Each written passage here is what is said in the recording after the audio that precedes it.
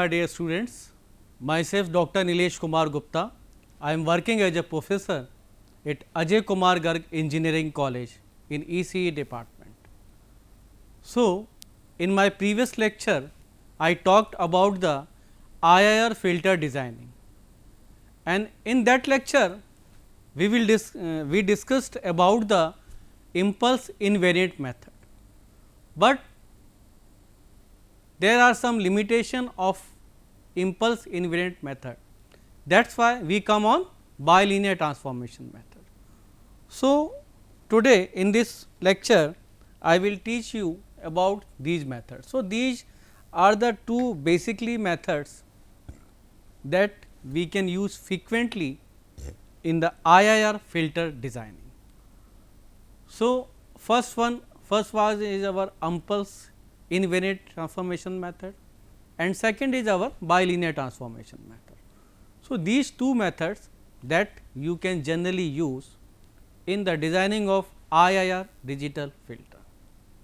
So, in impulse invariant method, what some limitations are there, like you can it is not adequate for the designing the your high pass filter or band reject filter due to some limitations that I discussed in my previous lectures.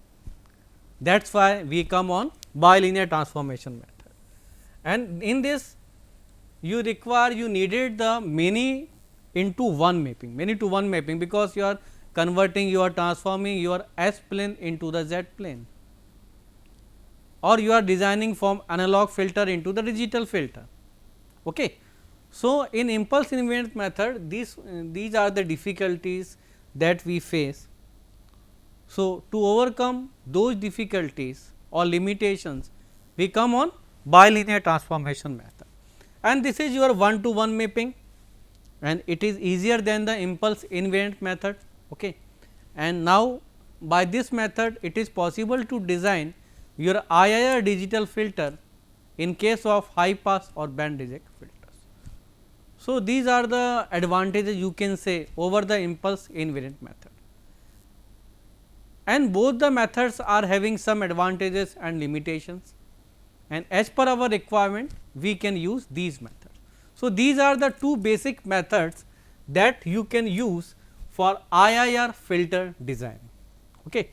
So, let us see further, like frequency warping. This frequency warping phenomena you can observe in bilinear transformation method.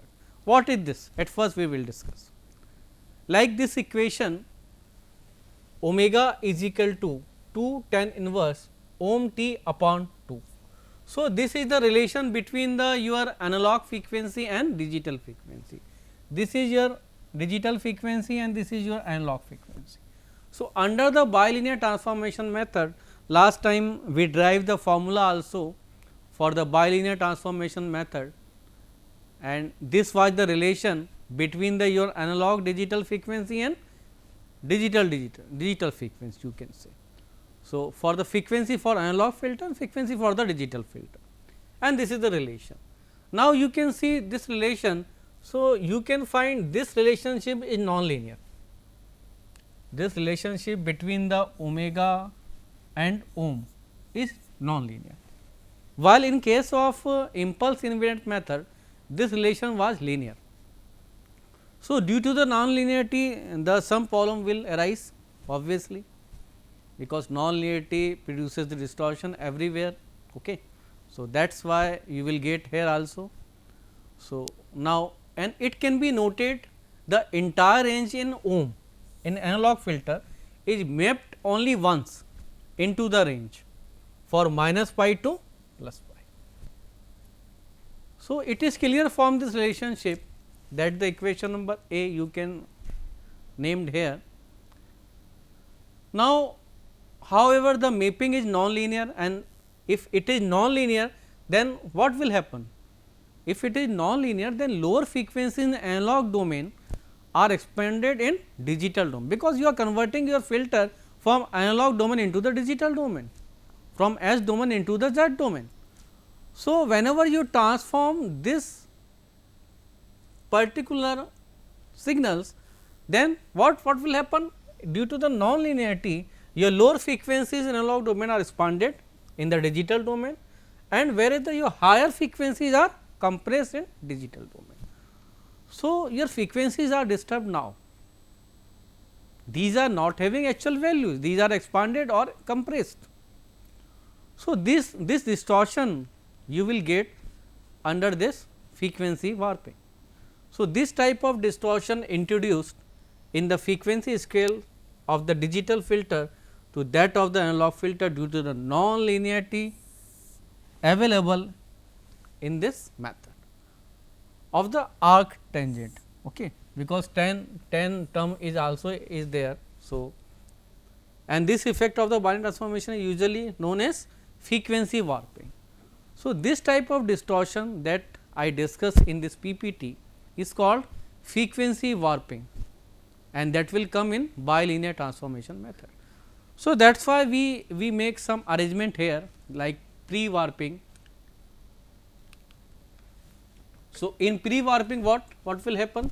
The analog filter is designed to compensate for the frequency warping by setting a equation A, that our previous equation.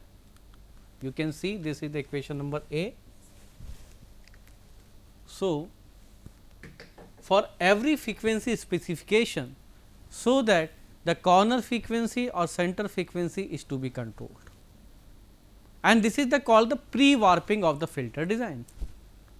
When a digital filter is designed as an approximation of an analog filter, the frequency response of the digital filter can be made to match the frequency response of analog filter by the considering the following formulas that under the bilinear transformation method.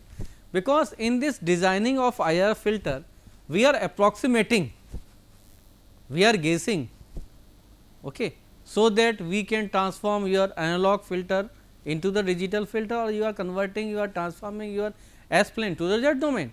That is why I am writing here approximation you are doing here, and by the approximation you are converting your HS into HZ, you are doing here.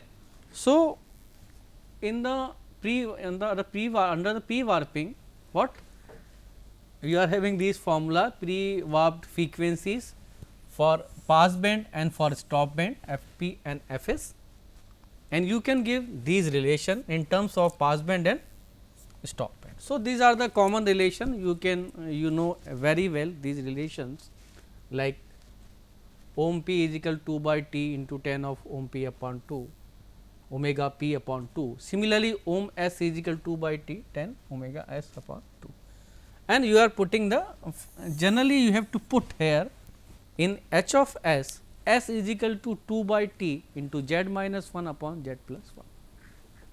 So, these are the relations you can see here. So, now let us see an example for bilinear transformation method. So, in this numerical, what is given to you? What in the question you have to convert your analog filter with system function H of s. So, this H of s is given to you, and H of s is equal to s plus 0.1 upon s plus 0.1 ka whole square plus 9. This H s is given to you, and you have to convert this H s of analog filter into the digital IIR filter using bilinear transformation method if your digital filter should have a resonant frequency of pi by 4. So, these are given, H s is given to you, and the resonant frequency of digital filter is given to you, and you have to convert this H s into H z. Okay. So, how in using the bilinear transform? So, in bilinear transformation method, what will happen? In bilinear transformation method, you have to put only S is equal to 2 by T into 1 minus Z inverse upon 1 plus Z inverse, or S is equal to 2 by T into Z minus 1 upon Z plus 1. Only you have to put, and also you have to put, but some another conditions are also given to you, and here T is not given to you. in impulse invariant method, generally if t is not given to you, then you can assume t is equal to 1 second. But in case of bilinear transformation method, generally some conditions are given to you, and based upon those conditions you can determine the capital T or sampling time. Okay. So, what you know here, if you compare this H s, this is H s and this is the transfer function of analog filter. If you compare this from our ideal or generalized transfer function of analog filter, then you will find your analog frequency is 3. What? This one, because this is your constant term and this constant term generally shows your analog cutoff frequency. That is why I am writing here omega ohm c is equal to 3. What? It is 9 and 3 whole 9 is what? If you compare this with your generalized transfer function of analog filter, then you will find ohm c is equal to 3. Now, ohm c is equal to 3 you know, and omega r is equal to pi by 4 you know, then you have to put here value in this formula. What? 3 is equal to what? 2 upon T tan of omega r is your pi by 4. So, it will be pi by 8. Okay. So, this one. Now, you know all the values except capital T. So, what? Because you have to find out the capital T. So, capital T is equal to 2 upon ohm 10 omega r upon 2. Now, you are putting the value here and you will get it will be 0.276 second. So, you will get it will be 0.276 second. So, t is equal to this one. So, you will get t is equal to 0.276 second. Okay. Now, you have t also.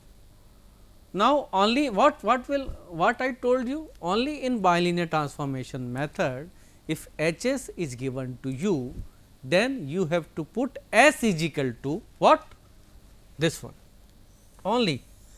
S is equal to 2 upon T into Z minus 1 upon Z plus 1. Okay. So, here what?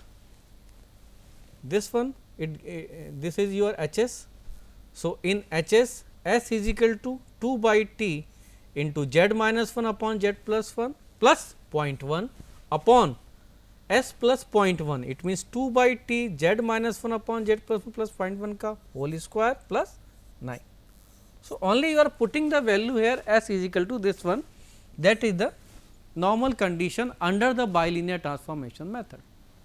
If you put here, then you will get this expression. Okay. After the solving this, and finally, here t is unknown, but you know your t is equal to 0.276 in this question. So, t is equal to, if you put 0.276 second, then your h of z is equal to finally it this way. So, now you are getting your h of z from h of s under the bilinear transformation method. So, now you can design your analog filter and you can transform that analog filter into digital filter by this process, if some parameters are given to you, and by the some relations you can easily determine the h of z. Okay. I hope it is okay to everybody. Now, another example. In another example, what it says? It says convert the analog filter into digital filter if your digital filter is having resonant frequency of pi by 2. This condition is given to you if H s is equal to this one. So, this is the also same question like previous question we did here. So, what if you compare this H s from our generalized transfer function of analog filter, then again you will find what? This is the term, it shows your analog cutoff frequency and it will be 4. Omega r is equal to pi by 2, it is given to you. Okay. So, t can be calculated. Now, if these two terms are given to you, then you can calculate the t like this one by this formula. Okay. You have to put the value of ohm c,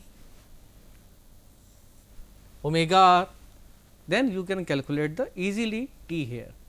If you calculate, then you will get t is equal to 1 upon 2. So, it is so easy to you, only you have to apply that relation of bilinear transformation method, then you will get t. Okay. If you will get the t, then you have to put what?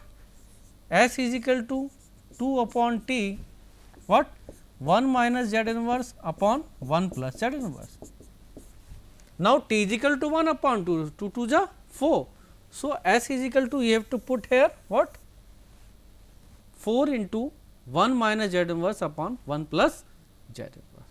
So, only you have to put in this H s what? S is equal to this one, and you will get finally H of z. So, these questions are different than impulse invariant method, because in this you can determine the sampling time value of t. Since in case of impulse invariant method, it is not possible, and you have to assume there, okay, that t is equal to, generally it is given to you. If it is not given to, then you can assume t is equal to 1 second. Otherwise, your answer will be in terms of capital T. But in case of bilinear transformation method, generally the some relation, some parameters of frequencies and others is given to you, and then you can determine easily capital T. If you determine, then you can put here, and easily you can put S is equal to this one, and you will get the H of z. And finally, you can design your digital filter from the analog filter transfer function under this method. Okay. So, next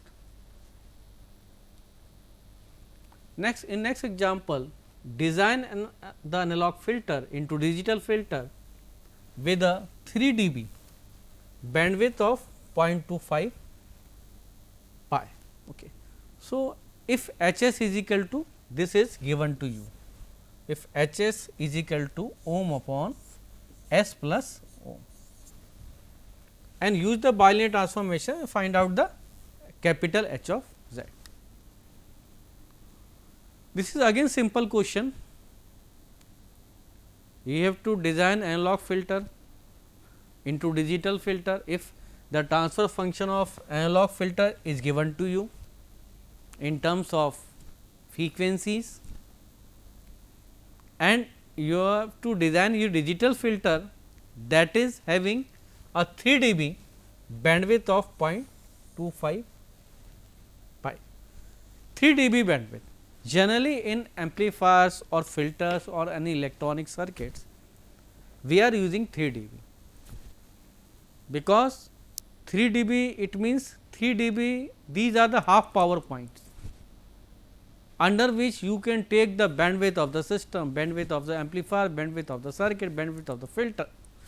That is why always we refer what 3 dB band. So, here also we are giving 3 dB band. Okay. So, in this question, here ohm c is equal to 2 by T 10 omega r upon 2. Again this relation you can use, because you are doing this by the bilinear transformation method. So, it will be 2 by T, because T you do not know, ohm you do not know, because here not any H of s by which you can compare from your analog filter transfer function. Okay. So, this question is different than previous two questions, this is different. So, here ohm c is equal to 2 by T 10 omega r upon 2. So, it will be 2 by T 10 of 0.125 pi. Now, if you solve this, then you will get 0.828 upon T. So, here you will get ohm c is equal to 0.828 upon T. So, this relation you got here. Okay. So, now what you have to design your filter, now you have to convert H of z.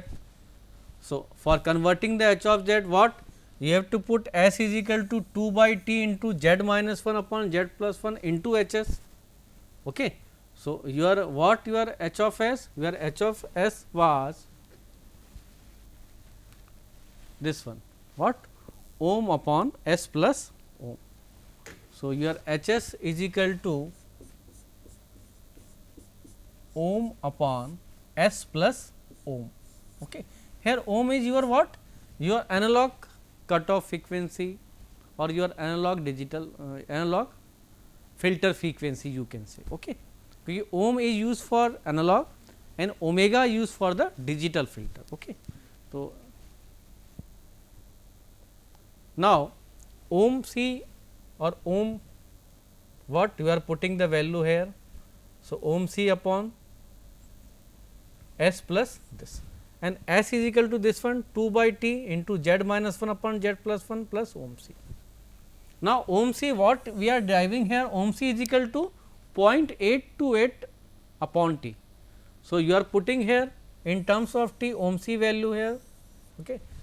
Now, you can solve this. If you solve this, then you will get H of Z this one, and in standard form you will get H of Z is equal to what, 1 plus Z inverse upon 3.414 minus 1.414 Z to the power minus of 1. So, in this way you can convert your analog filter into digital filter. So, this is the different way. So, by these ways, okay, you can design your digital filter from analog filter. It means H s is given to you and you can transform your H s into H z by these different methods. Okay. So, I hope it is clear to everybody. Now, advantages. So, what are the advantages of bilinear transformation method? At first, it gives the stable design again. Okay. No aliasing, because the problem that we got in impulse invariant, that is not in this method. Okay. Next, no restriction on the types of filter that can be transformed.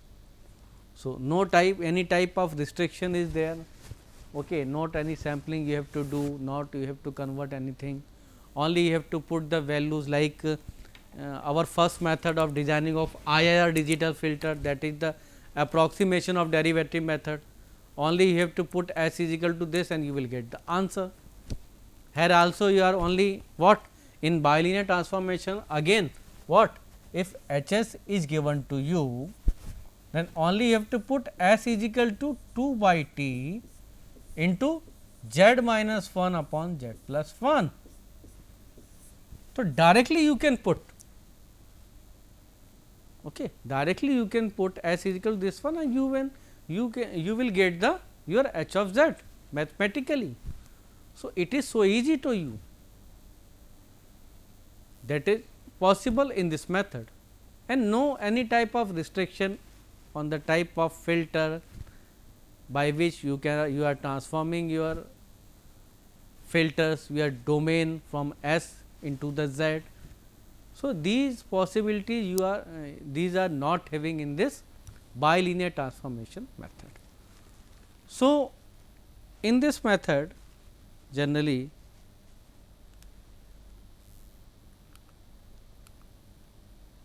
so if you see these two methods, what, one is your impulse invariant method and second is your bilinear transformation method. So, I differentiate in these two methods. Okay. If I want to differentiate these two methods, so what was the differentiation that I want to tell you. Okay. So, impulse invariant method. Okay.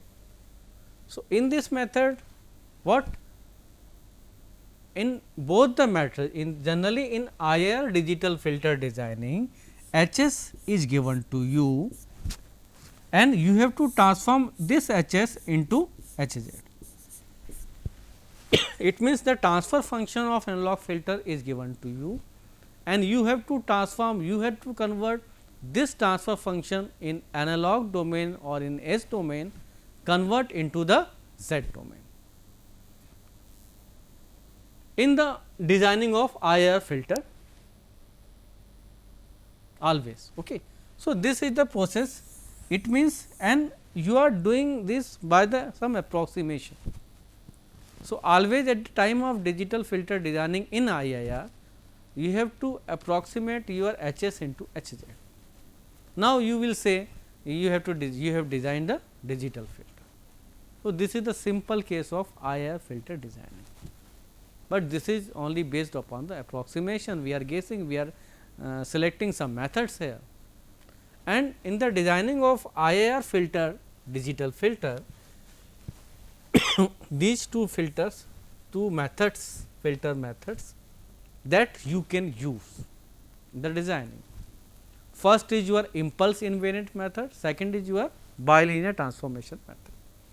In and both the methods, what if you are converting your HS into HZ, it means you are going from your S domain into Z domain, or you are converting your S plane into the Z plane. Okay. In both the methods, what you are going from S plane into the Z plane, you are transforming your S domain into the Z domain, or you are converting your analog filter mathematical transfer function into its corresponding digital filter system function or transfer function. Okay. So, here in impulse invariant method, what we did, what many to one mapping, many to one mapping, because you are transforming, you are doing the mapping here, but in this what one to one mapping will be there. The process is same in both the methods. You are designing the IIR digital filter simply by converting your analog transfer function HS into HZ, but this is the concept of these two methods, and the mapping is different. Okay. This is used for your low pass filter, okay, and some limit of some class of your, you can say, band pass filter, and this is for your high pass filter and some band reject filter. So, as per our condition, we can use these two methods, impulse invariant method or bilinear transformation method. Okay. And another some limitation that I told in my video lectures also of the impulse invariant and bilinear transformation method. So, both the methods are important, both the methods we can use, okay, and they are having importance, but as per our need we can use these methods. So, thank you very much, all the best to all of you.